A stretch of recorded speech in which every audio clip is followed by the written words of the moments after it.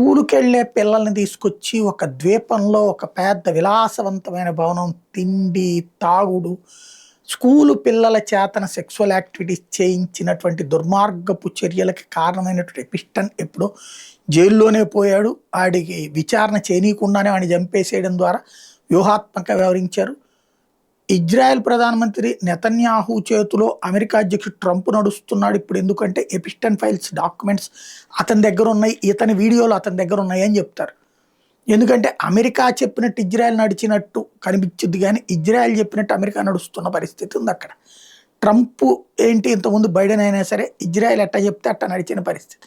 ఎపిస్టన్ files లాంటిదే సాక్ష్యం అంటారు. అది ఇంతవరకు ధృవీకరణ కాలేదు, కానీ ప్రచారం జరుగుతూ ఉంటుంది. తాజాగా ఒక హ్యాకింగ్ గ్రూప్ తమకి తాము క్లెయిమ్ చేసుకుంది, ఎనానిమస్ అంటూ. మా దగ్గర కంప్లీట్గా ఎపిస్టన్ ఫైల్స్ డాక్యుమెంట్స్ ఉన్నాయి, జెఫ్రీ ఎపిస్టన్కి సంబంధించినవి, అవన్నీ దశల వారీగా మేము రిలీజ్ చేయబోతున్నాము అంటూ ఓ ఫేమస్ హ్యాకింగ్ గ్రూప్ ప్రకటించడంతో ఇప్పుడు ఉలిక్కి పడటం అన్నటువంటిది అమెరికా ఇజ్రాయెల్ వంతైంది. ఏం చేస్తారో చూడాలి.